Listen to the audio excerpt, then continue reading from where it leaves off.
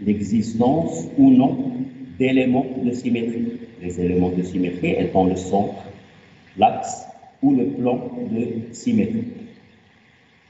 Donc on va continuer aujourd'hui. Comme on a vu, la forme méso, c'est une molécule qui a des carbones asymétriques et pourtant elle est achirale. Eh bien, inversement, on peut trouver une molécule chirale qui n'a pas de carbone asymétrique, puisque la chiralité est liée à la symétrie et non à l'existence de carbone asymétrique. Donc la chiralité d'une molécule est liée à sa symétrie et pas à la présence de carbone asymétrique. Une molécule peut avoir des carbones asymétriques sans qu'elle soit chirale. C'est le cas par exemple de la forme méso. Mais aussi une molécule peut être chirale sans avoir de carbone asymétrique. Il en existe dans la nature des exemples, donc on va voir quelques-uns. Alors on a vu que le carbone asymétrique, c'est un carbone sp3 qui a 4 substituants différents. Eh bien, si on peut avoir un atome dans la même géométrie, il sera aussi chiral. Si on prend les sels d'ammonium quaternaire, l'azote, donc l'azote, comme vous le savez, il forme 3 liaisons.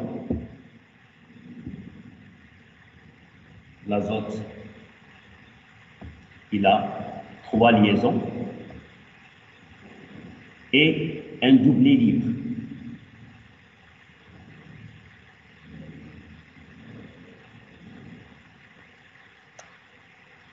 Le doublet libre, donc il peut se lier à une zone pauvre en électrons. On peut donc avoir l'azote avec 4 liaisons dans une hybridation sp3, la même hybridation qu'on peut avoir dans le cas de l'atome de carbone. Eh bien, si les 4 substituants sont différents, on se retrouve dans le même cas que le carbone asymétrique. Et cette structure ne présente aucun élément de symétrie, elle est dissymétrique. Donc la molécule est chirale et elle est différente de son...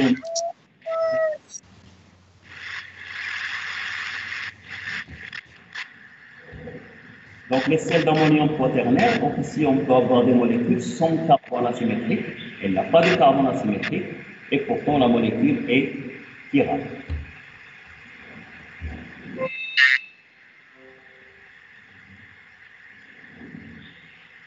Les alènes, un autre exemple. Donc ici, nous avons étudié cette structure en travaux dérivés.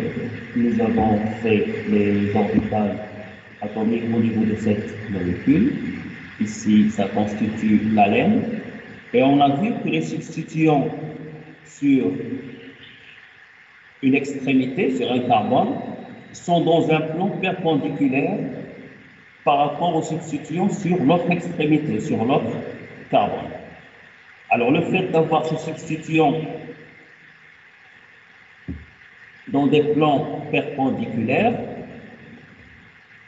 eh bien si R1 est différent de R2, R3 différent de R4, c'est-à-dire sur chaque carbone, les 2 substituants sont différents, alors la molécule est chirale, elle n'a aucun plan de symétrie. Il faut que ces 2 substituants soient différents et ces 2 substituants soient différents. Dans ce cas, on ne trouve aucun élément de symétrie pour cette molécule. Elle est donc chirale.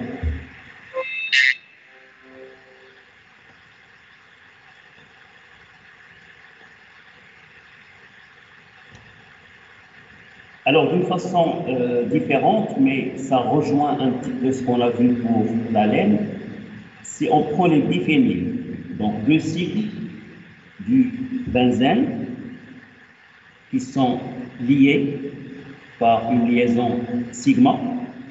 Une liaison sigma, donc comme vous le savez, elle est symétrique, elle permet une libre rotation. Alors si ces 2 phényles ont des substituants A et B, ici, A' et B'.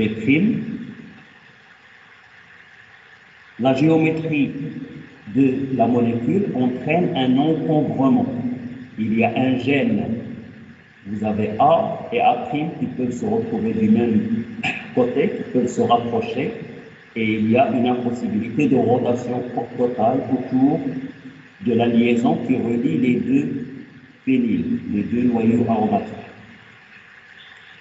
Donc, pour minimiser l'énergie et être dans un état stable, les deux phényls vont se placer dans deux plans perpendiculaires.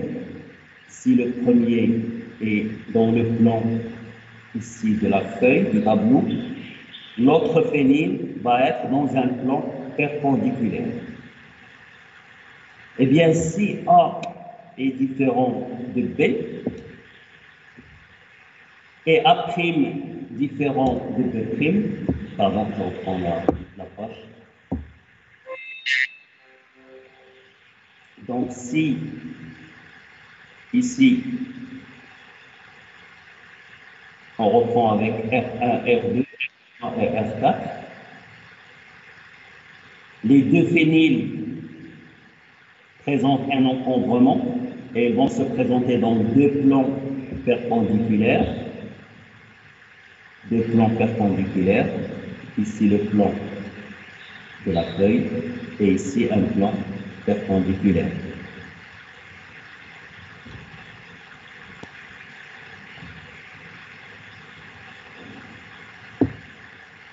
Alors si R1 est différent de R2 sur un phényl et R3 différent de R4, on a une molécule chirale. Donc ici, on se présente avec des molécules, aucun élément de symétrie, donc molécules chirales et qui n'ont pas de carbone asymétrique. Donc on retiendra ici qu'une molécule sera chirale si elle n'a aucun élément de symétrie. Pour simplifier la recherche d'éléments de symétrie, on peut chercher le carbone asymétrique. La présence de carbone asymétrique peut nous donner une molécule chirale.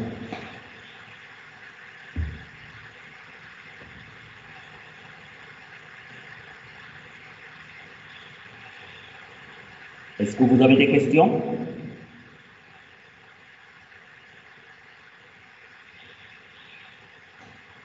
Je vous écoute.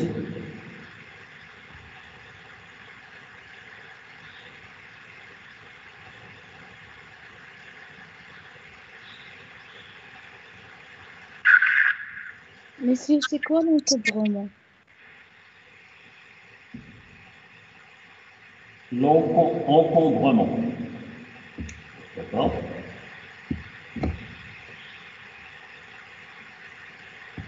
Encombrement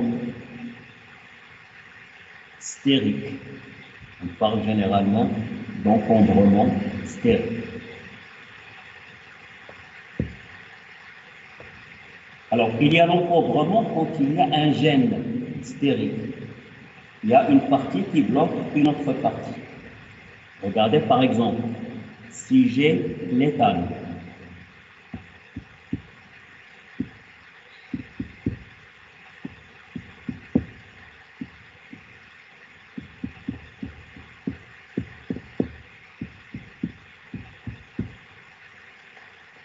ici, nous avons une liaison sigma autour de laquelle on peut faire la libre rotation. Et quand on fait la rotation, il y a une interaction entre deux hydrogènes. Les hydrogènes sont de petits atomes. Par contre, si vous prenez le butane,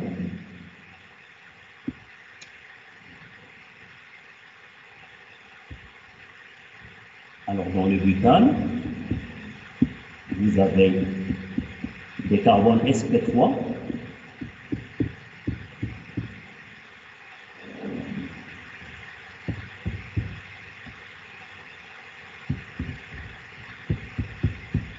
un carbone sp3 et ici aussi vous avez un méthyle, donc avec ces 3 hydrogènes dirigés vers le sommet d'un tétrahèdre. Eh bien, dans cette molécule, vous avez la liaison sigma, comme la liaison sigma qu'on avait ici dans l'éthane, qui permet de faire une libre rotation. Alors, dans l'éthane, vous avez 2 hydrogènes qui peuvent se placer côte à côte. L'hydrogène, c'est un petit atome. Par contre, dans cette molécule, vous avez un méthyle, et vous voyez bien le volume qu'occupe un méthyle. Il est plus gros. Donc ici, il y a une interaction plus grande entre les 2 méthyles que dans le cas de l'interaction entre les 2 hydrogènes.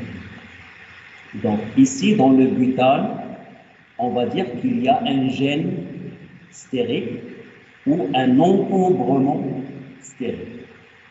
Donc c'est ce qu'on appelle encombrement stérique. C'est un peu clair?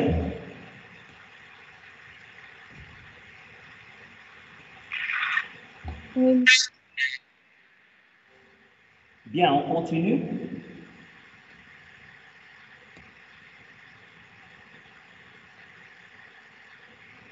Alors, toujours dans la stéréoisomérie, on va voir l'isomérie géométrique, qu'on va appeler cis-trans ou Z et E. L'isomérie éthylénique. Dans éthylénique, ici vous retrouvez le terme N, et N, ça correspond à la double liaison.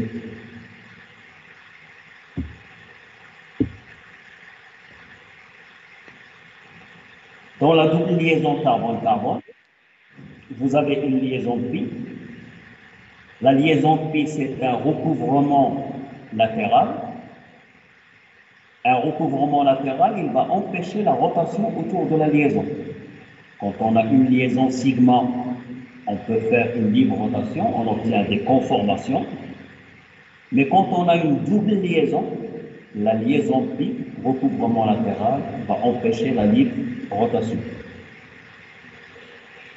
Donc si on prend le but de N, alors on peut l'écrire de 2 façons.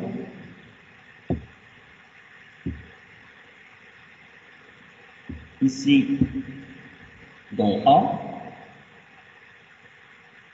vous avez les 2 hydrogènes qui sont du même côté par rapport à la double liaison. Par contre, dans la structure B, vous avez les 2 hydrogènes qui sont de part et d'autre par rapport à la double liaison. Donc on a A et B. Pour passer de A à B, ici il faut faire une rotation autour de cette liaison. Donc si on fait la rotation, normalement H, méthyle, et on aura méthyle et H. Si on peut faire cette rotation, de A, on passe à B. Sauf qu'ici, dans la double liaison, vous avez une liaison sigma obtenue par recouvrement axial, ici sigma, et vous avez une liaison pi qui est obtenue par un recouvrement latéral. La deuxième liaison, c'est une liaison pi.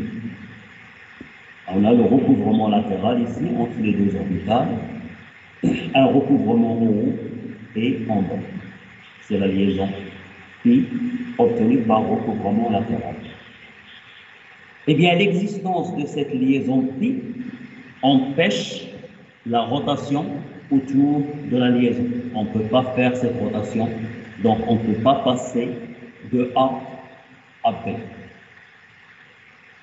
Et donc, A et B sont deux molécules différentes.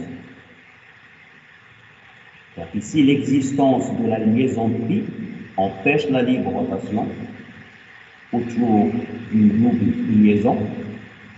Et ainsi, le but de N va exister sous deux formes différentes, la forme A et la forme B. On se retrouve dans le même cas que le carbone asymétrique. Le carbone asymétrique donc, peut exister sous deux configurations différentes. Pour les différencier, nous les avons appelées la configuration R et la configuration S. Et bien ici aussi, on va devoir différencier ces deux structures de façon à leur donner des noms différents. Si vous regardez ces deux molécules, contrairement à l'existence du carbone asymétrique, ici, si vous faites un miroir entre les deux,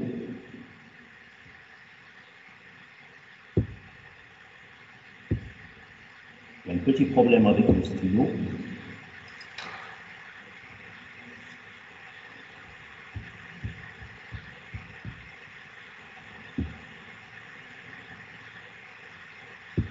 Donc, un miroir.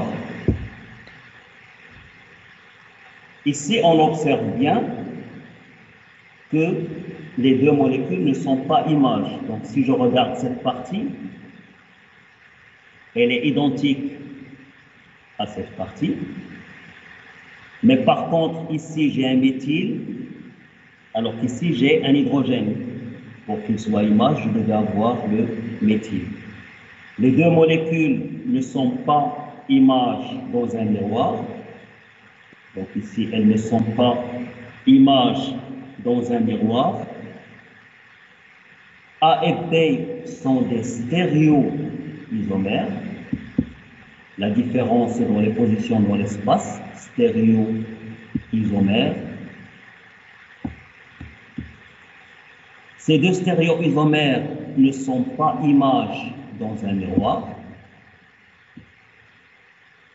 Donc ici, on revient à la définition. Ce sont des diastéréoisomères. Donc on parle de diastéréoisomères. Alors je résume rapidement ce qu'on a vu ici. Dans le cas des isomères éthyléniques, l'existence de la double liaison empêche la libre rotation. Si les substituants sur les deux carbones de la double liaison sont différents, eh bien on obtient deux stéréoisomères qui ne sont pas images dans un miroir. Il s'agit donc de diastéréoisomères.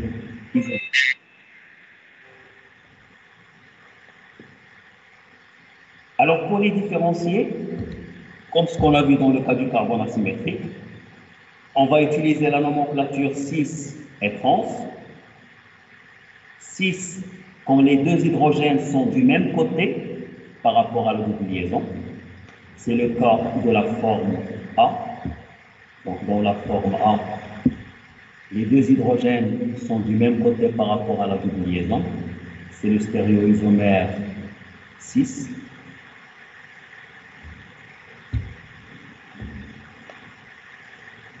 L'autre stéréoisomère, dans lequel les deux hydrogènes sont de part et d'autre par rapport à la double liaison, on parle de stéréoisomère trans.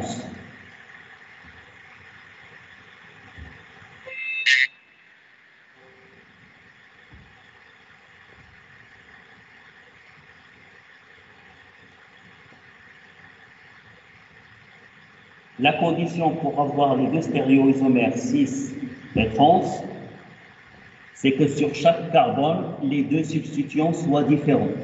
Ces deux substituants sont différents. Les deux substituants sur l'autre carbone doivent aussi être différents.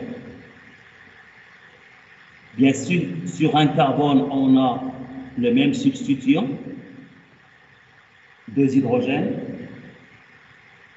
Eh bien, les deux sont identiques. On a une seule structure, puisqu'on va retrouver les 2 hydrogènes sur la même position.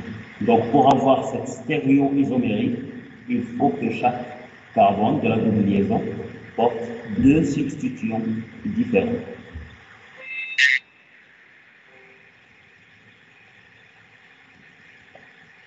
Alors, cis et trans, c'est une nomenclature utilisée dans le cas où chaque carbone de la double liaison possède un hydrogène. Les 2 hydrogènes du même côté par rapport à la double liaison, c'est le stéréoisomère cis. Les 2 hydrogènes sont de part et d'autre, c'est le stéréoisomère trans. Mais il y a une nomenclature plus générale qu'on va utiliser pour toutes les molécules, c'est la nomenclature Z et E. Z, c'est Enteren, Entzusammen pour Z. Alors, cette nomenclature va être basée sur les règles de Kahn-Ingelden-Prolog que nous avons utilisées dans le cas du carbone asymétrique. Ces règles nous permettent de classer les substituants. Alors, si on a une molécule, d'une façon générale, une double liaison entre 2 atomes de carbone,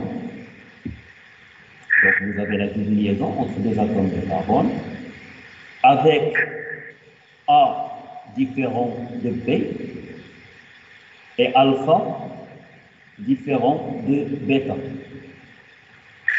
Donc, sur chaque carbone, les 2 substituants doivent être différents. Et on va les classer selon les règles de Kahn-Ingelden-Prolog, telles que A est prioritaire par rapport à B, alpha est prioritaire par rapport à bêta. À partir de là, si les 2 substituants prioritaires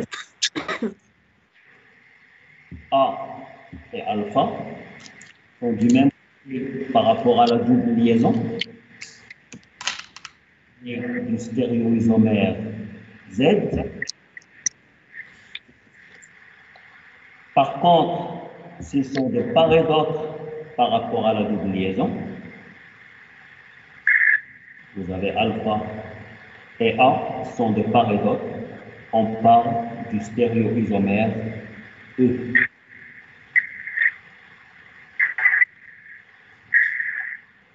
Est-ce que vous avez des questions avant de voir des exemples? Oui. Monsieur, Oui, je vous écoute. monsieur, je n'ai compris pas cette... Je ne vous entends pas très bien. Je n'ai pas compris cette partie. D'accord.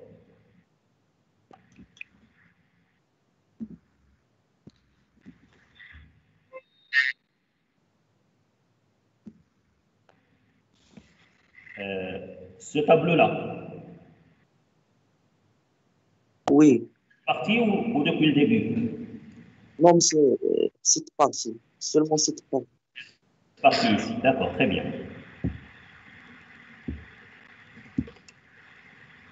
Alors, on a dit que la présence de la double liaison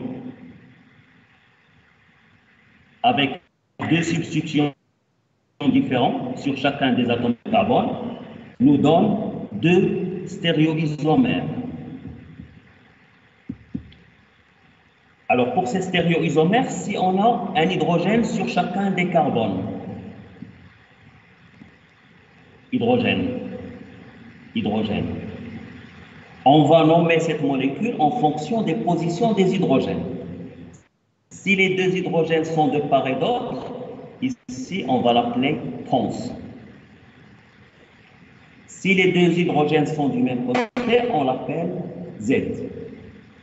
Donc ça, c'est une nomenclature utilisée dans le cas où chacun des carbones possède un hydrogène. Dans le cas général, les 2 carbones peuvent avoir un hydrogène ou avoir d'autres substituants. Donc, d'une façon générale, un carbone possède A et B comme substituants, alpha et bêta sur l'autre carbone comme substituts. Donc, on va utiliser la nomenclature Z et E, dans laquelle on utilise les règles de Kahn, Ingels et Prolog. Quand les deux substituants classés en premier sont du même côté, c'est le Z. Et quand ils sont classés de part et d'autre, ça nous donne ici E.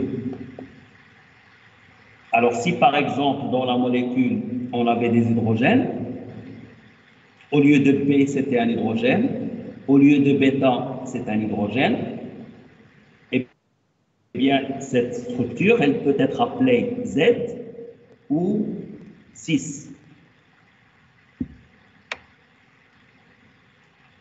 De la même façon, si on avait des hydrogènes ici, les deux hydrogènes de part et d'autre, un hydrogène ici et un hydrogène ici, au lieu de E, on peut l'appeler aussi trans.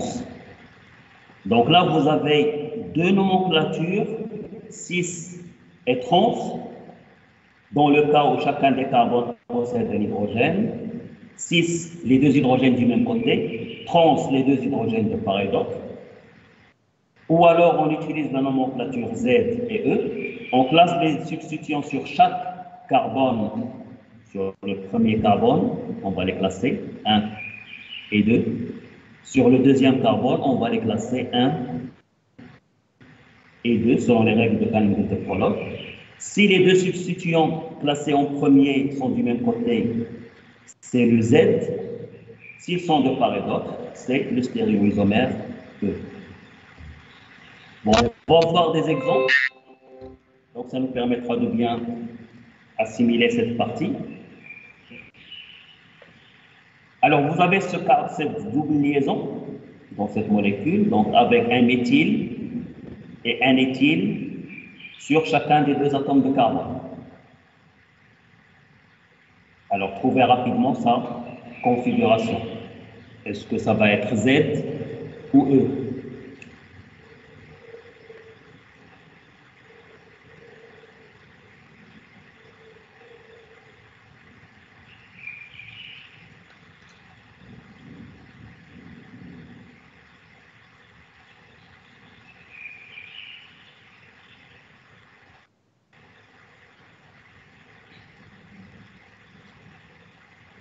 Alors,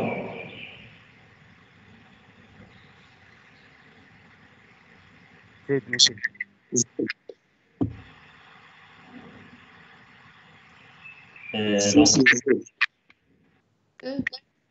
très bien, c'est Z, effectivement. Ici, le méthyle, c'est un CH3.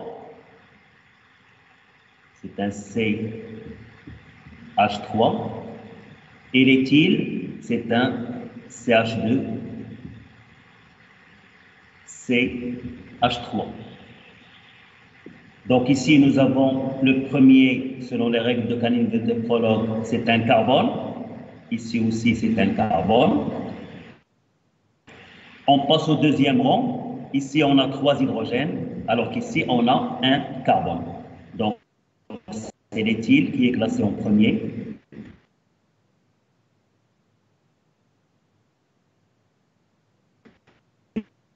Les deux classés premiers sont du même côté. Isomère Z. Alors ici,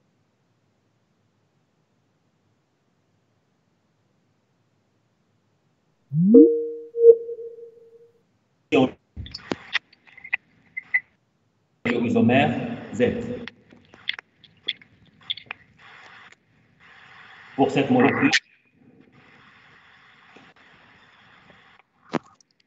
allez, je vous laisse un petit moment.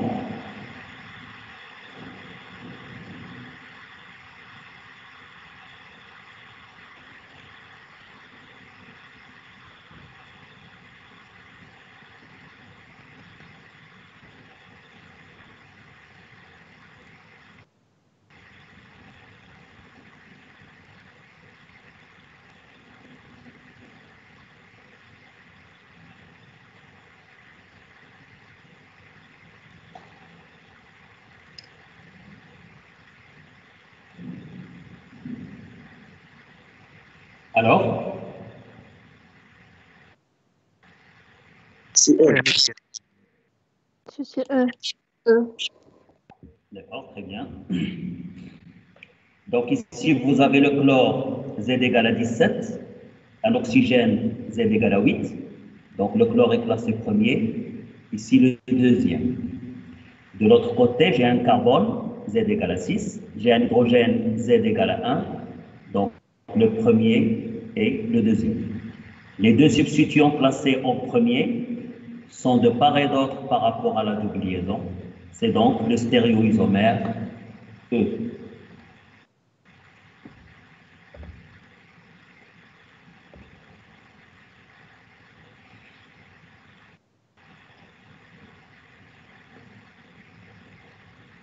Voilà, vous avez cet exemple.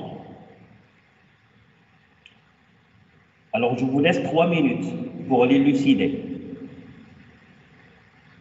Et regardez bien votre structure, les différents carbones, et essayez de trouver une configuration pour cette molécule. 3 minutes.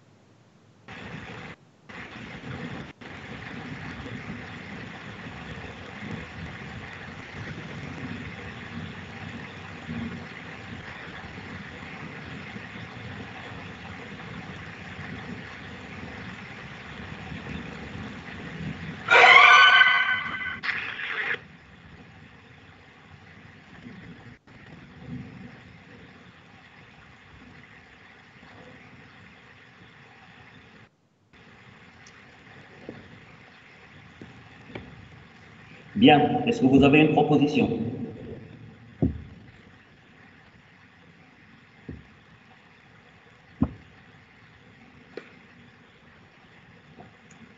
Alors, Ici, oui, ici, on a des substituants. euh, j'ai pas bien entendu votre remarque.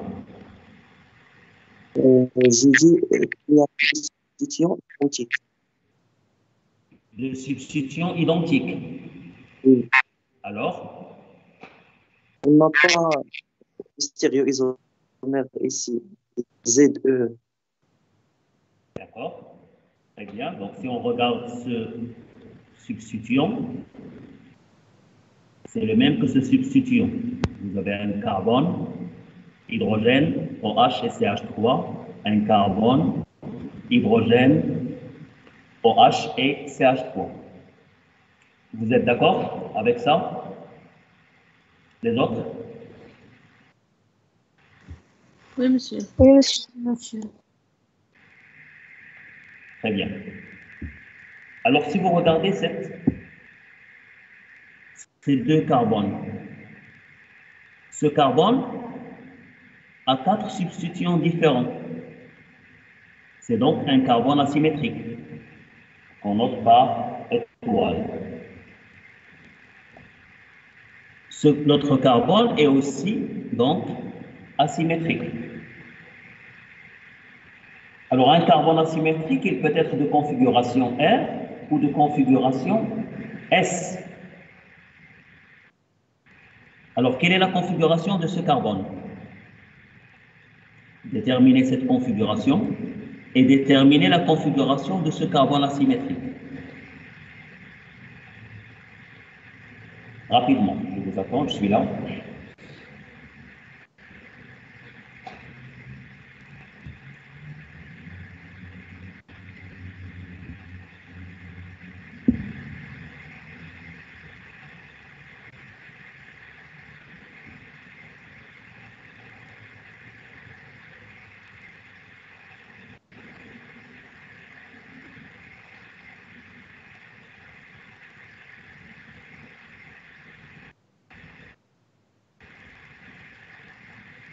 Alors, sur le carbone qui est en haut, vous avez ce substituant qui a un oxygène, un hydrogène, ici un carbone, et ici un carbone lié à 2 carbones. Donc, si je classe ces substituants, j'ai le premier, ici le deuxième, CH3 le troisième, et H le quatrième. Pour passer de 1 à 2 à 3, je tourne dans le sens des aiguilles d'une montre. Le dernier substituant est vers l'arrière. Ce carbone est de configuration R. c'est la configuration R. Le deuxième carbone, donc celui-là, OH, premier, ce substituant est deuxième.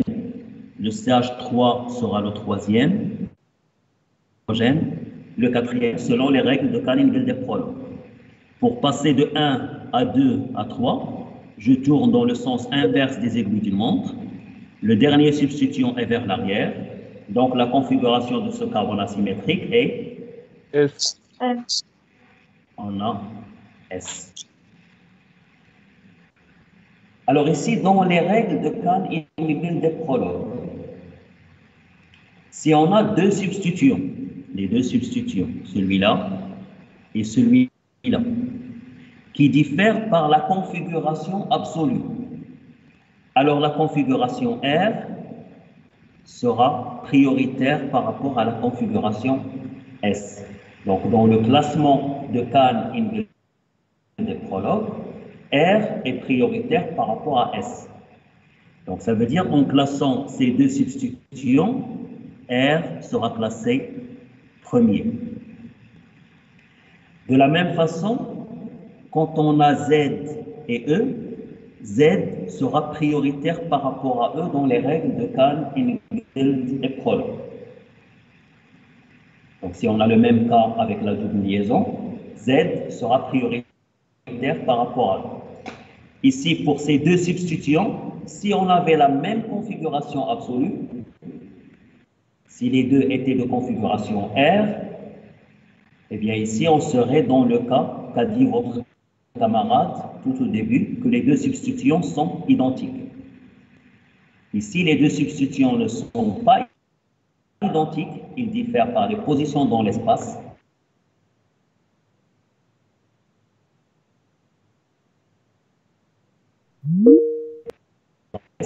Les règles de Canning-Wilder-Prolog. Sur l'autre carbone de la double liaison, on a OH et CH3, un oxygène et un carbone. Donc l'oxygène est prioritaire. OH sera classé premier selon les règles de Canning-Wilder-Prolog.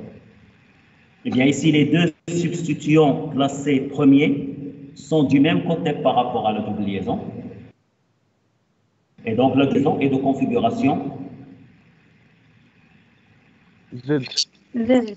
Très bien, c'est la configuration Z. Donc, parfait.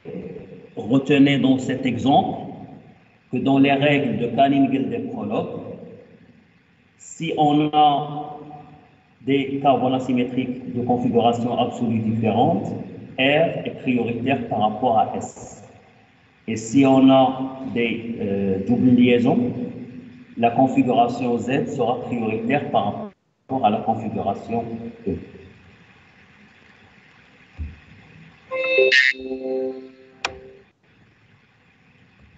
Voilà, donc on a R et S.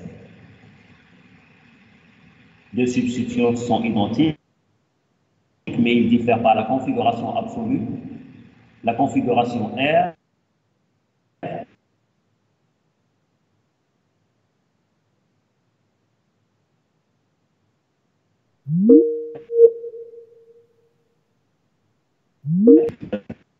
et de configuration Z. Donc ici, comme vous regardez cette molécule, donc une molécule organique, connaissant l'hybridation des atomes et la géométrie de la molécule, donc on peut voir des positions dans l'espace et on peut donner une configuration de cette molécule, un carbone de configuration R, un autre carbone asymétrique de configuration S, une double liaison de configuration Z, et ainsi de suite. Donc on peut avoir une vue d'ensemble de la structure de notre molécule.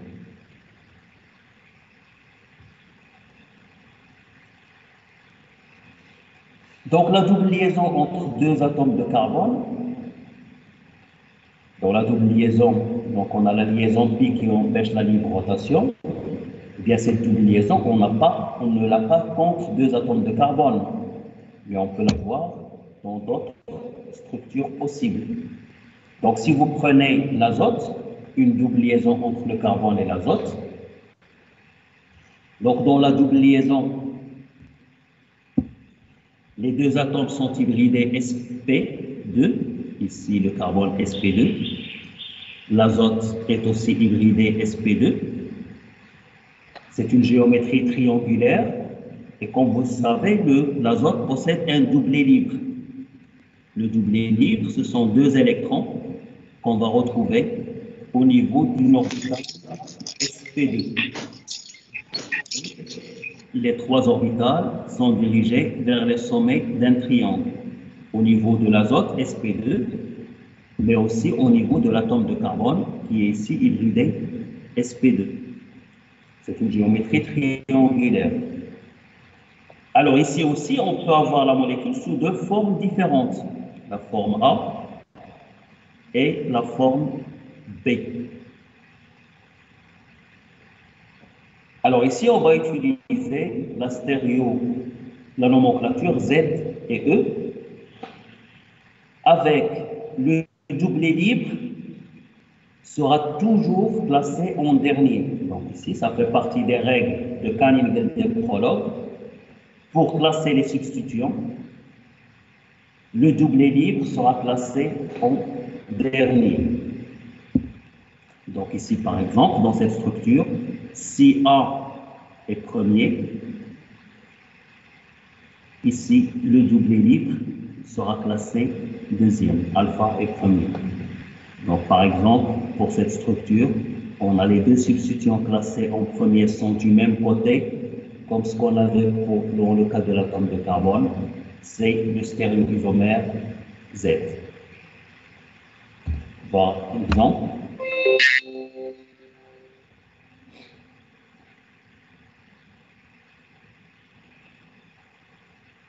donc vous avez ces deux molécules, elles sont stéréoisomères.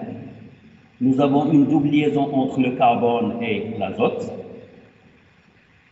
Ben, les deux molécules sont différenciées par la stéréochimie Z et E. La première, elle est de configuration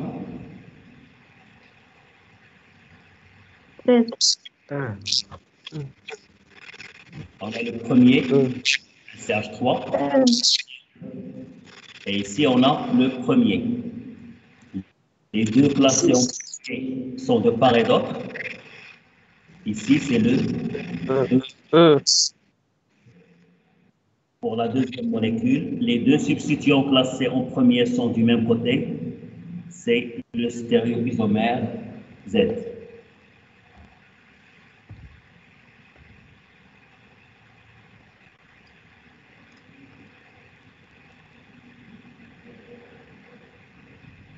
Des questions avant qu'on ne passe au cycle?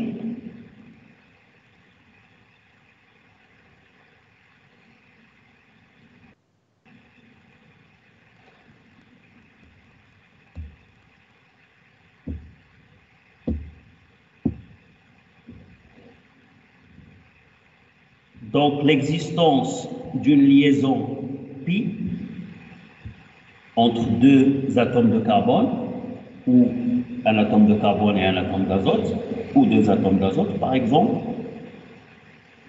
La liaison pi empêche la libre rotation. Si les deux substituants sur chacun des carbones sont différents, la molécule peut exister sous forme de deux stéréoisomères, Z quand les deux substituants classés en premier sont du même côté par rapport à la double liaison. Le classement se fait selon les règles de Kaliningrad des prologues.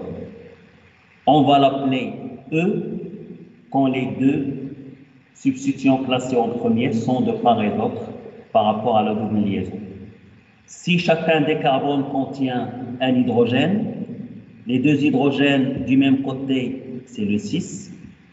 Les deux hydrogènes de part et d'autre, c'est le stéréoisomère trans. Ces deux isomères, Z et E, sont stéréoisomères. La différence est de la position dans l'espace, mais ne sont pas images dans un miroir. On parle alors de diastéréoisomères.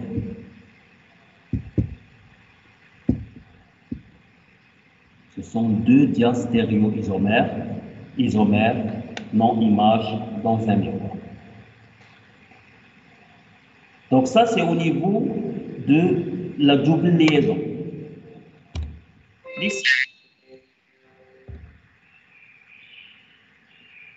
Alors, si on prend les petits cycles, ce qu'on avait vu dans le cas du cyclohexane, un cycle saturé où il n'y a que des liaisons simples. La liaison simple, une liaison sigma, on a vu qu'on peut faire une rotation autour de la liaison sigma. Si la molécule est linéaire et il n'y a pas d'encombrement stérique, la rotation peut être totale, 360 degrés. Par contre, si on est dans un cycle, bon, surtout un petit cycle, la rotation est possible. On a vu dans le cyclohexane qu'on peut avoir plusieurs conformations, mais elle est limitée. On ne peut pas faire une rotation totale sans casser le cycle. Alors, un cycle avec 4 atomes de carbone, le cyclobutane. Les 4 atomes de carbone sont hybridés sp3. La géométrie de la molécule, donc la formation du cycle, va imposer à ce cycle une géométrie particulière. Sur chacun des carbones, on a 2 liaisons.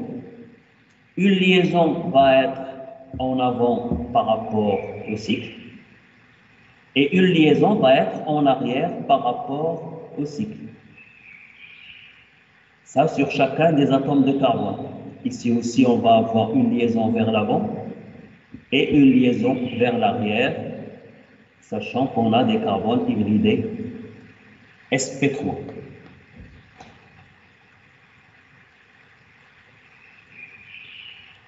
Alors, si on a l'hydrogène sur chacun des atomes de carbone, eh bien, ces hydrogènes peuvent prendre des positions différentes, soit au haut, soit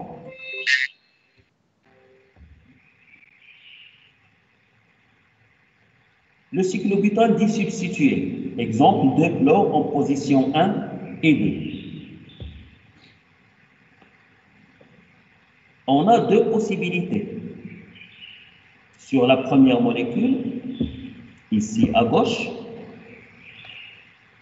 sur le premier carbone, vous avez le chlore qui est vers l'avant.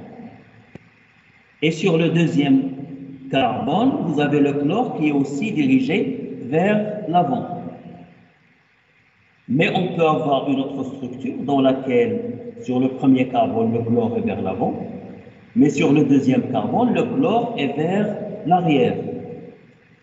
Pour passer de l'une à l'autre de ces deux molécules, il va falloir faire une rotation autour de cette liaison sigma, de façon à placer le carbone qui était en avant, à le placer en arrière.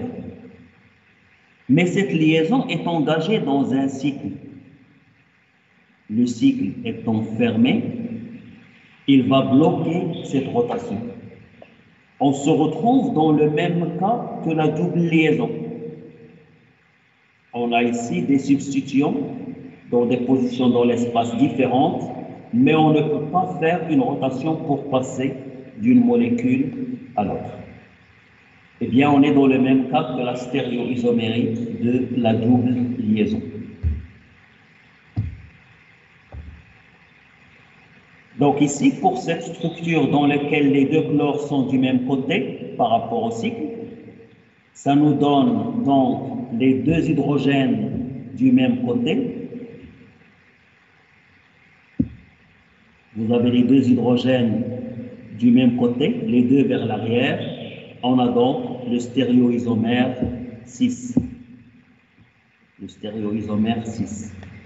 Dans l'autre structure, vous avez un hydrogène vers l'arrière et un hydrogène vers l'avant. Les deux sont de part et d'autre par rapport au cycle, comme dans le cas de la double liaison. Les deux hydrogènes de part et d'autre par rapport à la double liaison. On parle du stéréoisomère trans.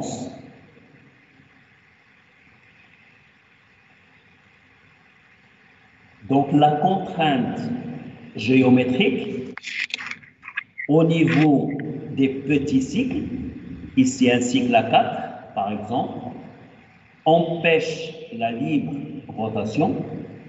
Sur des carbones sp3, on peut avoir des liaisons qui sont dirigées de part et d'autre par rapport au cycle.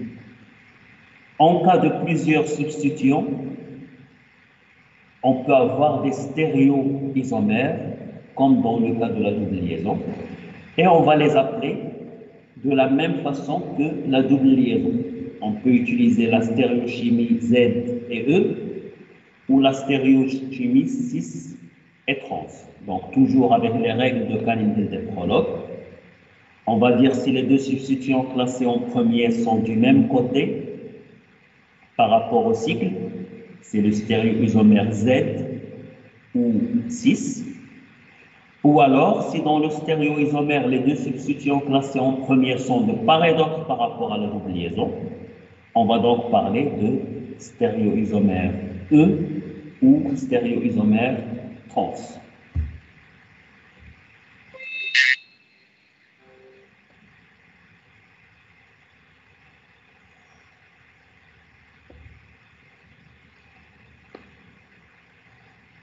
Alors, pour illustrer un petit peu cette stéréochimie dans les cycles, on va reprendre le cas du cyclohexane. Et rappelez-vous, dans le cyclohexane, dans sa géométrie,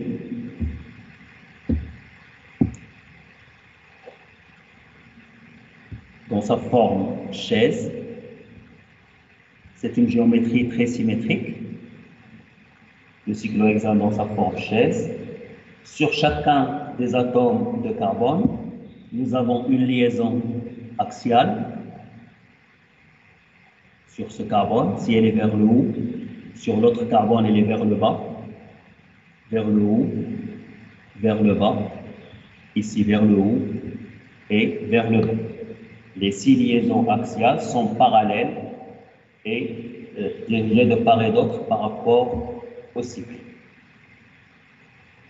Alors par contre, les liaisons équatoriales sur ce carbone, elle est parallèle à la liaison non adjacente et en sens inverse que la liaison axiale. Si la liaison axiale est vers le haut, la liaison équatoriale est vers le bas et elle est parallèle à la liaison non adjacente. Donc on a ici une liaison équatoriale, la liaison équatoriale, vous avez ici votre liaison équatoriale. Donc quand vous observez votre structure, si vous avez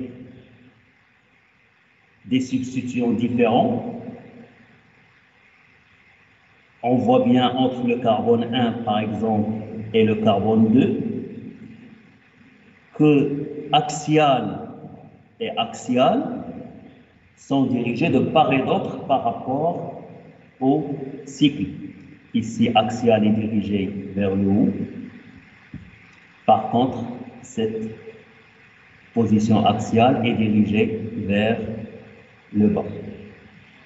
La même chose, si vous comparez entre les deux carbones 1 et 2, on a cette position équatoriale qui est dirigée vers le bas, alors que l'autre position équatoriale est dirigée vers le haut.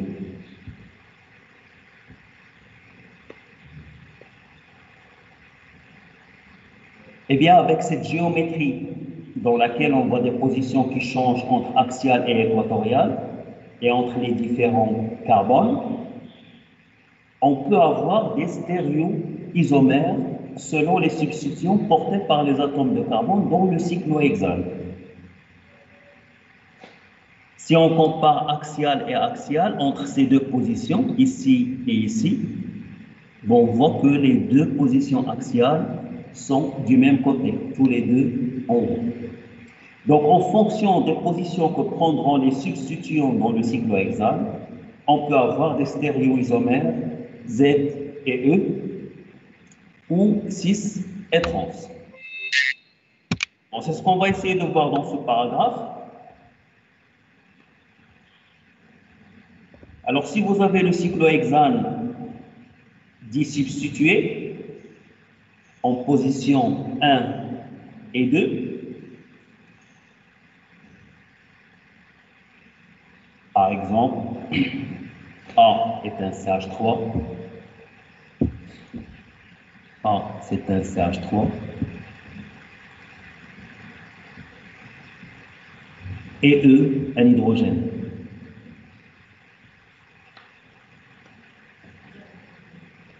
Alors, si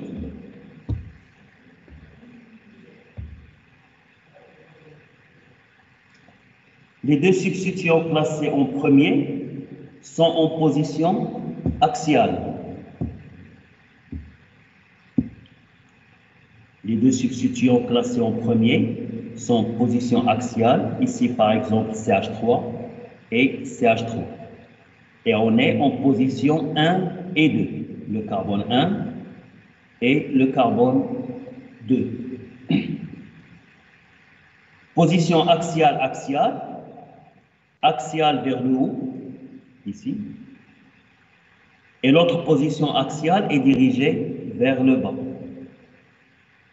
Donc les deux hydrogènes, un hydrogène en haut et un hydrogène en bas, de part et d'autre par rapport au cycle, c'est donc le stéréoisomère trans. Donc la même chose, si vous avez les deux positions équatoriales, vous aurez en haut et en bas trans. Par contre, si vous avez position axiale, ici, avec position équatoriale. Donc là, on voit bien que les deux, axial et équatorial, les deux sont dirigés vers le haut, vers le haut, du même côté, c'est donc le stéréoisomère 6. Et si vous avez équatorial, axial, les deux substituants sont dirigés vers le bas, c'est le stéréoisomère 6.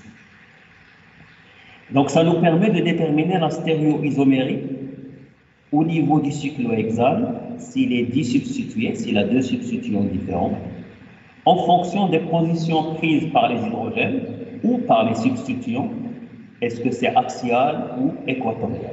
Donc connaissant la géométrie du cyclohexane, on peut trouver les positions au niveau du cyclohexane. Est-ce qu'il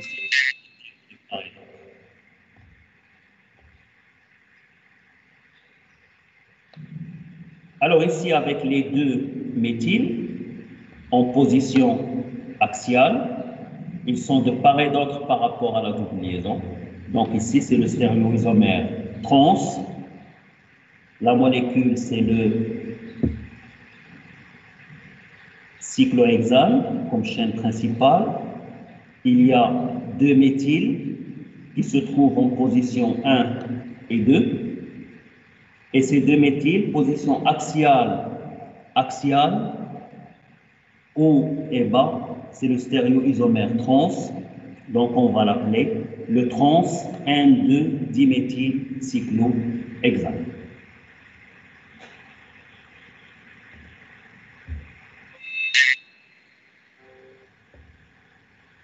Alors maintenant, si on passe aux positions 1 et 3. La position 1 et 3. Donc la position 1 et la position 3. Et on essaie de faire le même raisonnement. Maintenant, vous voyez que axial et axial sont du même côté, tous les deux dirigés vers le haut. Donc on suit le même raisonnement par rapport aux positions.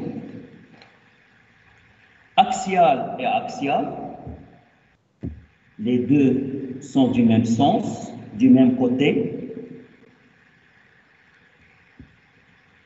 S'ils sont du même côté, c'est donc le stéréoisomère 6. Équatorial, équatorial, sur la position 1, équatorial est dirigé vers le bas. Sur la position 3, équatorial est dirigé vers le bas. Le même côté, le même sens, c'est donc le stéréoisomère 6. Axial, équatorial, axial vers le haut, équatorial vers le bas, c'est donc le stéréoisomère trans. Et enfin, équatorial axial, c'est aussi le stéréoisomère trans puisqu'ils sont dirigés en sens opposé.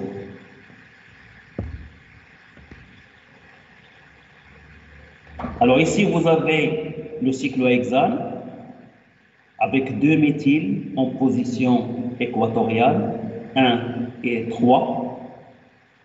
Donc le nom qu'on va attribuer à cette molécule, puisque les deux méthyles ou les deux hydrogènes, parce que quand on le prend sous cette forme, ça veut dire qu'ici, j'ai un hydrogène axial et ici, j'ai un hydrogène axial. Les deux hydrogènes sont du même côté, c'est le 6, 1,3, diméthyl et cyclohexane.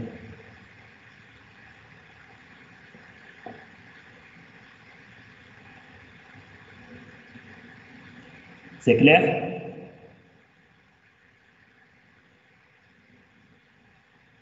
Oui. Est-ce que vous avez des questions?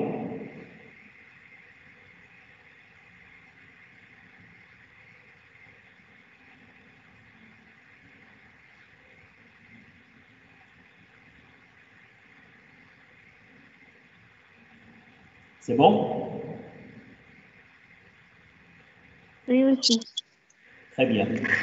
Oui, monsieur. Parfait. Donc avec ça, on aura terminé cette partie qui concerne les relations d'isomérie entre les molécules. Donc rappelez-vous la définition d'isomérie entre deux molécules A et B. Alors il faut d'abord que les deux molécules soient différentes et que les deux molécules possèdent la même formule brute. Donc la condition pour avoir des isomères, même formule brute pour deux molécules différentes. Donc si on n'a pas la même formule brute, ce ne sont pas des isomères. Les deux molécules A et B, différentes, n'ont pas la même formule brute. Les deux molécules ne sont pas isomères. contre, deux molécules différentes A et B qui ont la même formule brute, on les appelle isomères. La différence entre les deux isomères peut être dans la constitution, c'est-à-dire l'enchaînement des atomes. Quand on parle de constitution, vous avez par exemple une molécule qui contient un carbone et un oxygène. On peut avoir cette succession, carbone, carbone, oxygène, ou carbone, oxygène, carbone. Donc ici, la différence, c'est dans la constitution. Comment les atomes sont liés les uns aux autres.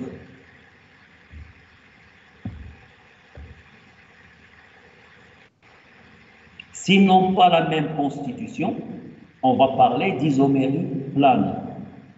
Dans l'isomérie plane, on peut avoir des isomères de fonction, de chaînes carbonées, de position ou des tautomères. Isomère de fonction, c'est la fonction qui change. Chaîne carbonée, les molécules organiques sont constituées d'une succession d'atomes de carbone. Maintenant, c'est la chaîne carbonée qui change. La position, les isomères ont des positions de substitution différentes sur la chaîne carbonée. Les tautomères, c'est un équilibre entre deux structures dans lesquelles on a une migration de l'hydrogène. C'est le cas des cétones et phénols. Alors, si par contre, les deux composés A et B ont la même constitution, on a les mêmes liaisons entre les atomes,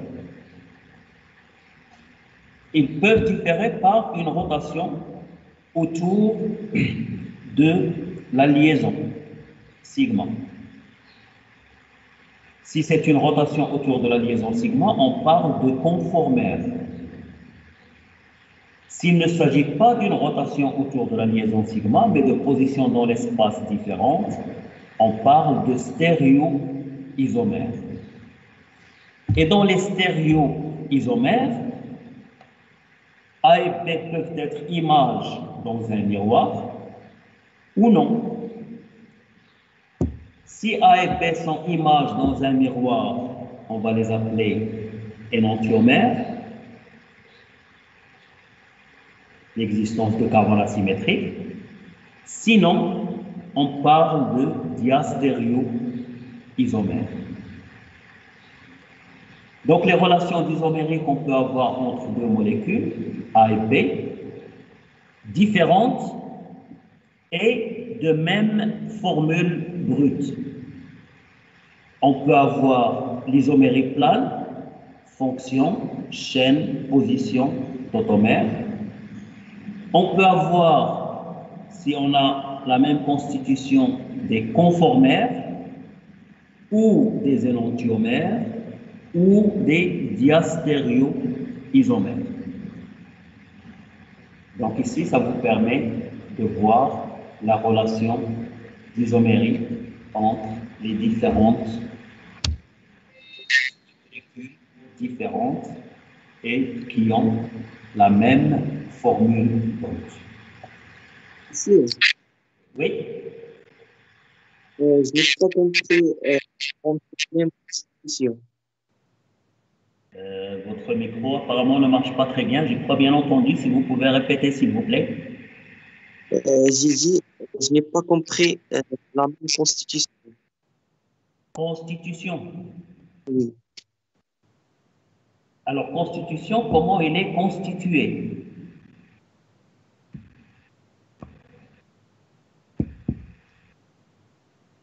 Alors, par exemple,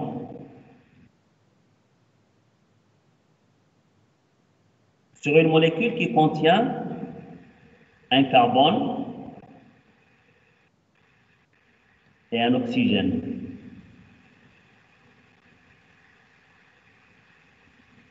Une autre molécule, toujours qui contient deux carbones et un oxygène, peut avoir cette forme. La constitution, c'est l'enchaînement des atomes. Dans la première, ici, j'ai un carbone lié à un carbone lié à l'oxygène. Ici, j'ai un carbone lié à l'oxygène lié au carbone. La constitution de la molécule l'enchaînement des atomes est différent. Carbone, carbone, oxygène, carbone, oxygène, carbone. Du point de vue formule brute, j'ai la même chose, mais par contre, la constitution, la composition, la structure de la molécule, les liaisons entre les atomes sont différentes.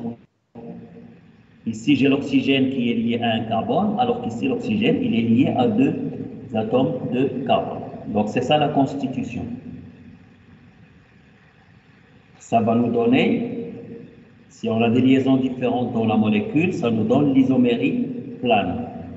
Par contre, si on a des positions différentes dans l'espace, on va avoir des stéréoisomères. Donc ici, ce sont les 2 classes d'isomérie qu'on peut avoir pour 2 molécules de même formule brute, soit une isomérie plane, soit une stéréoisomérie. Alors dans l'isomérie plane, puisque les liaisons changent, les propriétés physiques et éventuellement chimiques sont différentes entre les molécules. Par contre, dans le cas de stéréoisomères, surtout des molécules chirales, le fait de changer les positions dans l'espace, ça n'a pas beaucoup d'influence sur toutes les propriétés physiques et chimiques. Donc certaines propriétés changent, surtout l'activité biologique pour certaines molécules. On peut trouver une molécule de configuration R qui a une activité complètement différente de la structure de configuration S. Mais par contre, si on cherche la température de fusion, s'il s'agit d'un solide, on peut avoir la même température de fusion de 2 stéréoisomères. Voilà, donc avec ça, on termine ce chapitre. Et on va entamer la partie sur les méthodes d'analyse, analyse organique et recherche de structure. Donc nous avons vu dans le premier chapitre la structure de l'atome de carbone en se basant sur l'hybridation. Ça nous permet d'assimiler la géométrie de l'atome. Elle peut être sp3, une géométrie tétraédrique, sp2, une géométrie plane, triangulaire, ou une géométrie sp qui est linéaire. Donc ça nous permet de voir la molécule dans l'espace, comment elle est constituée. On comprend bien qu'une molécule organique n'est pas une molécule dans le plan, mais une molécule qui occupe les différentes positions dans l'espace, selon les contraintes que nous avons dans la molécule. Les orbitales nous permettent de constituer ou de former des liaisons entre les atomes. Dans une molécule, les atomes sont liés entre eux avec un partage d'électrons ou un partage électrostatique, des attractions électrostatiques. Ça nous a permis de voir les différents types de liaisons qu'on peut avoir dans les molécules organiques et surtout connaître la force et la nature de la liaison, éventuellement pour discuter des possibilités de réaction. Alors nous avons ensuite entamé la partie nomenclature, vu le grand nombre de molécules organiques, et on en découvre chaque jour des centaines. On ne peut pas leur donner des noms au hasard. Au hasard, c'est selon leurs origines, selon l'inventeur qui l'a trouvé, et ainsi de suite. Mais on peut attribuer un nom à une molécule selon sa structure, selon sa composition. Alors pour cela, il y a des règles, les règles de nomenclature, qui nous permettent de nommer la molécule en fonction de sa structure. Ainsi, chaque molécule peut avoir un nom correspondant à sa structure, et inversement, à partir du nom, on doit être capable de retrouver la structure de la molécule, puisque le nom reflète la molécule. Alors ensuite, au niveau des molécules, on s'est rendu compte que avec une même formule brute, on peut avoir des molécules différentes. C'est ce qu'on appelle des isomères. Et la différence entre ces molécules peut être au niveau des liaisons, de l'enchaînement de liaisons entre les atomes, c'est une plane, ou ça peut être au niveau des positions dans l'espace. C'est la stéréoisomérie. Dans l'isomérie plane, donc ça peut être des isomères de fonction, de chaînes carbonées, de position, ou éventuellement des tautomères. Les tautomères, c'est un cas particulier. Par contre, dans la stéréoisomérie, on a deux grandes classes. Ça peut être lié à l'existence de carbone asymétrique, c'est ce que nous avons appelé la chiralité, une molécule chirale ou une molécule achirale. Une molécule sera chirale si elle ne possède aucun élément de symétrie. Alors, dans le cas de la chiralité, il y a la présence de carbone asymétrique. Et le carbone asymétrique, on a vu qu'on peut lui attribuer une configuration R ou S basée sur les règles de Kahn, Engel et Prolog. Alors, toujours dans la stéréoisomérie, on peut avoir des positions dans l'espace différentes sur une molécule qui est bloquée, où on ne peut pas faire la rotation. La molécule va être bloquée par la présence ou l'existence d'une double liaison. Donc la double liaison, c'est un recouvrement latéral, il empêche la rotation autour de cette liaison. Eh bien, dans certains cas, la molécule peut exister sous deux formes différentes, deux stéréoisomères, que nous avons appelés Z et E, ou cis et trans. Une molécule bloquée par la double liaison, mais elle peut aussi être bloquée par la présence d'un cycle.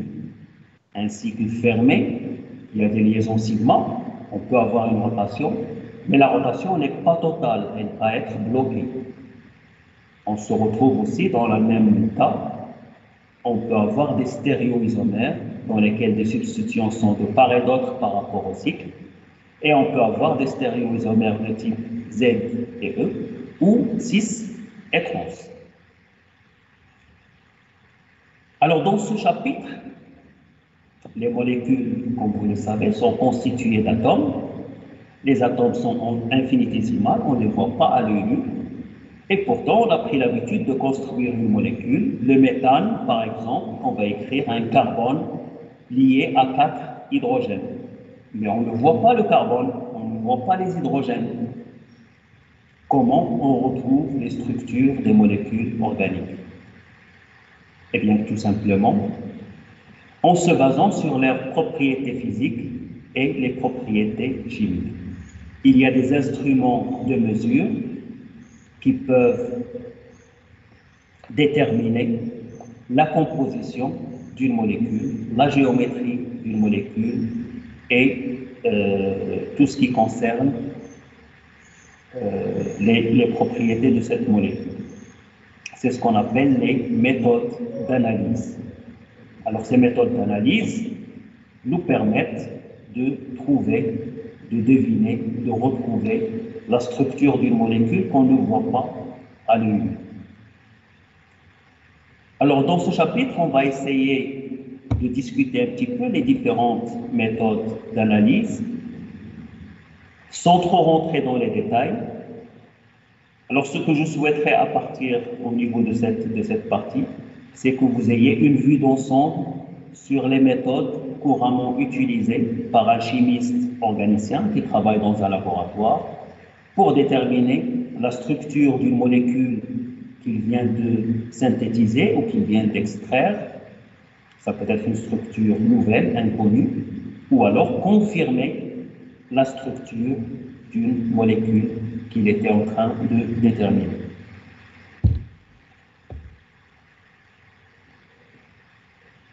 Alors, quand on fait une réaction chimique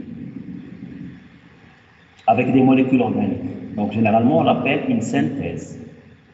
La synthèse, c'est une réaction qui permet de préparer un produit organique à partir de produits connus qu'on appelle réactifs.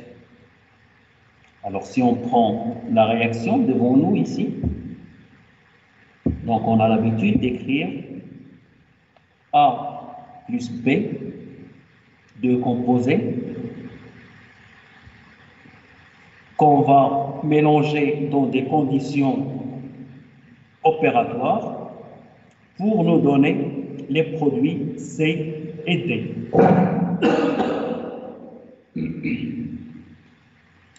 Pardon. Alors, A et B, c'est ce qu'on appelle les réactifs. Donc, c'est des composés que choisit l'opérateur pour obtenir un produit spécifique. Par exemple, ici, on veut obtenir le composé C. C'est le produit recherché. C'est l'objectif de la réaction. Mais généralement, et la plupart du temps, quand on fait une réaction, on n'obtient pas seulement le produit qu'on cherche, le produit C. Mais il y a d'autres produits qui sont obtenus au cours de la réaction. C'est ce qu'on appelle les produits secondaires. Ça, une réaction chimique classique. Alors, à la fin de la réaction, le produit recherché, c'est le produit C. Eh bien, à la fin de la réaction, on n'obtient pas le produit C seul, mais il se trouve dans un mélange. Les réactions ne sont pas toujours totales. Donc, à la fin de la réaction, on obtient le composé C, mais aussi le composé D, et éventuellement, il y a des parties du composé B et du composé A qui n'ont pas réagi. Soit ils n'ont pas eu le temps, soit il n'y a pas assez de contact, ou éventuellement la réaction n'est pas totale. Donc, à la fin, on se retrouve avec un mélange. On ne se retrouve pas avec un produit seul, un produit pur. On obtient toujours un mélange. Et bien sûr, ce mélange, ce qu'on cherche, c'est le produit C. Donc, il va falloir le récupérer, l'isoler. Des fois, à la fin de la réaction se fait la plupart du temps dans un ballon ou dans un réacteur.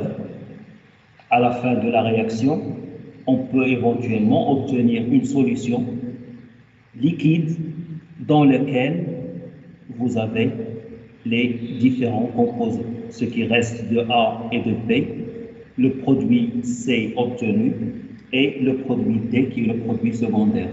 On peut avoir un mélange homogène dans lequel nous avons le composé C qu'il va falloir récupérer.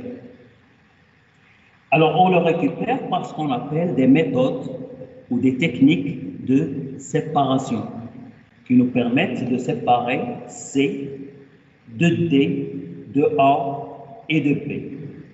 Ces méthodes de séparation sont basées sur les différences des propriétés physiques et chimiques des composés.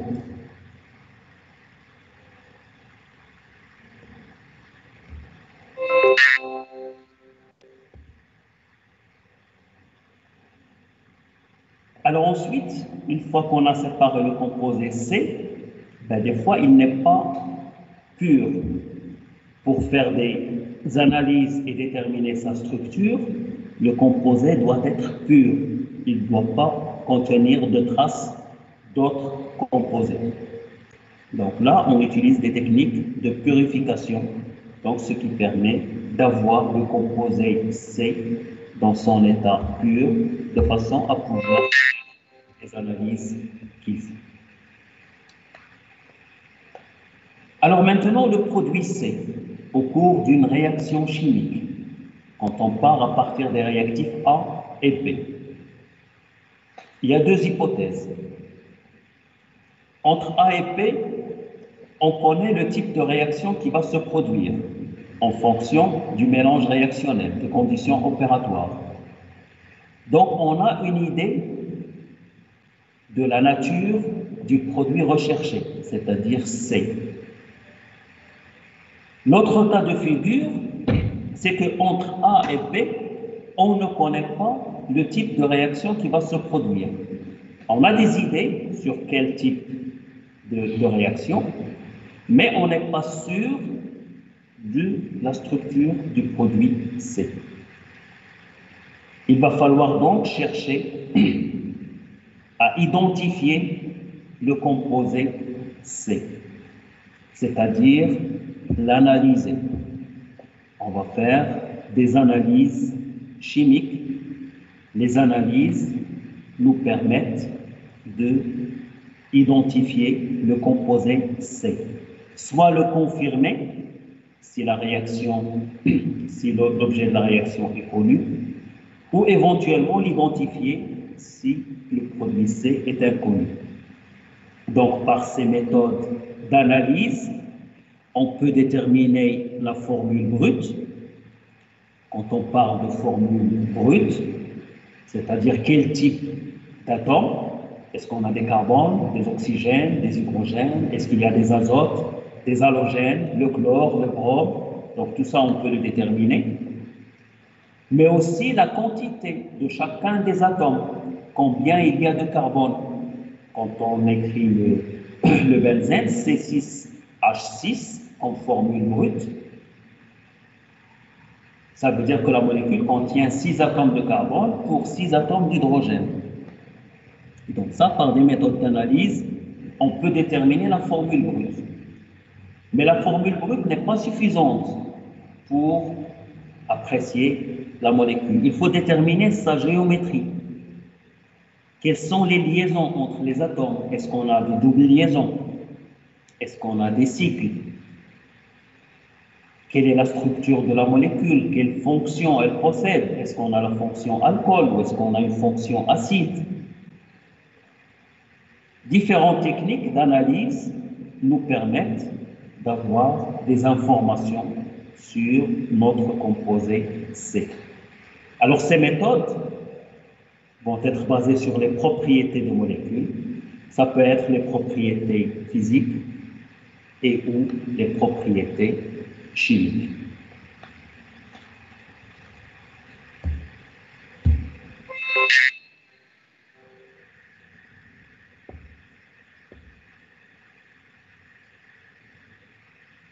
Alors, les méthodes de séparation et de purification.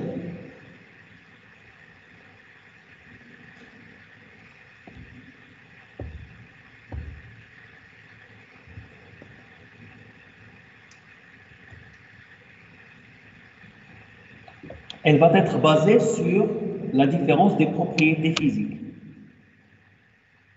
Bon, je vais vous donner quelques-uns, on va juste en parler rapidement et j'espère qu'on aura l'occasion de faire des travaux pratiques pour éventuellement voir ces méthodes. La distillation, distiller un produit, elle est basée sur la différence des points d'ébullition. Le point d'ébullition, c'est le passage de l'état liquide à l'état gaz. Alors ici, vous avez un montage de distillation dans un ballon où il y a le mélange de nos composés à la fin de la réaction qui contient les différents composés A, B, C et D. Il est chauffé. Eh bien, les composés vont passer de l'état liquide à l'état gaz et traverser ici la colonne avec la différence de leur température d'ébullition. Celui qui a la température d'ébullition la plus basse va s'évaporer en premier. Ici, vous avez un thermomètre. Le thermomètre va indiquer la température d'ébullition du produit qui traverse la colonne. Alors, le gaz va passer ici dans le réfrigérant. Dans ce réfrigérant, il y a un circuit d'eau, de refroidissement. Donc ici, c'est une zone qui est refroidite. Le gaz sera condensé et on le récupère sous forme de gouttelettes à l'état pur. Et donc, à partir des différences de température d'ébullition, les composés vont passer les uns après les autres. On arrive donc à les séparer.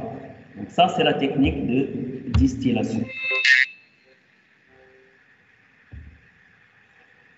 La cristallisation et la précipitation, elle est basée sur la différence de solubilité dans deux solvants différents. Donc ici, j'ai par exemple deux composés à séparer et qui sont non solubles de la même façon dans deux solvants différents, deux solvants non miscibles.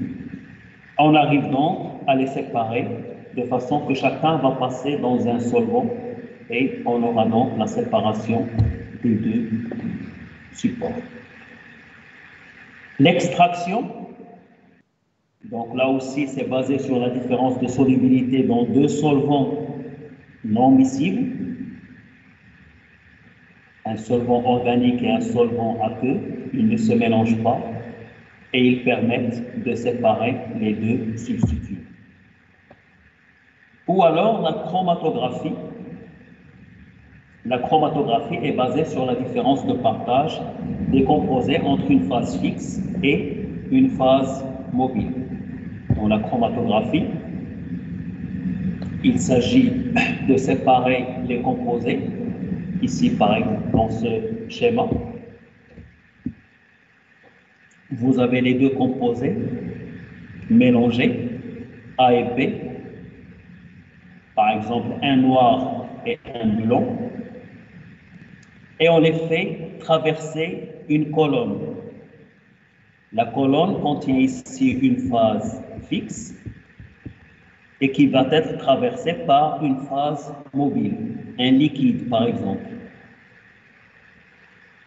Donc le fait d'entraîner les composés par le liquide le long de la phase fixe, donc ici nos composés sont en train de descendre le long de la colonne, eh bien les deux composés, le noir et le blanc, n'ont pas la même vitesse pour traverser la colonne. Il y a des interactions qui se produisent au niveau, ce n'est pas des réactions, mais des interactions au niveau du passage dans la colonne. Le composé ici noir est retenu alors que le composé blanc, il coule plus facilement. Donc on était parti des parts où les deux composés sont mélangés. On arrive à la fin où les deux composés sont séparés. Donc il suffit de récupérer notre produit ici et on aura le produit blanc qui est séparé du produit noir. Donc ça c'est la technique de chromatographie. Il y a différentes méthodes chromatographiques selon la nature de la phase fixe et de la phase mobile. Bon, ici vous avez quelques indications. Donc on peut avoir la distillation, la cristallisation, l'extraction, la chromatographie. Donc on va essayer de voir ça la semaine prochaine. Et prenez un peu de temps, faites des petites recherches sur ces différentes méthodes. Comme ça vous aurez plus d'informations sur la distillation, la cristallisation, l'extraction et la chromatographie. Voilà. Avec ça, je vais terminer la séance d'aujourd'hui. Monsieur, J'arrête le partage. Oui. il n'y a pas de nouvelles sur l'examen. De nouvelles? Sur l'examen. J'ai pas bien entendu. L'examen. Est-ce qu'il n'y a pas de nouvelles sur l'examen? Examen, oui. Je n'ai pas encore d'informations. Dès que j'aurai des informations, donc on vous le dira ou vous le trouverez dans le site. Ça sera indiqué dans le site. D'accord, merci. Alors, autre chose, moi sur Teams, Je vais vous laisser les examens des années précédentes. Alors, vous allez trouver des molécules à nommer. Donc, ça vous permettra de vous exercer encore plus sur la nomenclature. Donc, je vous donnerai les examens avec leurs solutions. Donc, ça vous permet de vous exercer encore plus sur la nomenclature. Et on peut en discuter dans les séances de travaux dirigés si ça vous intéresse. Merci, monsieur.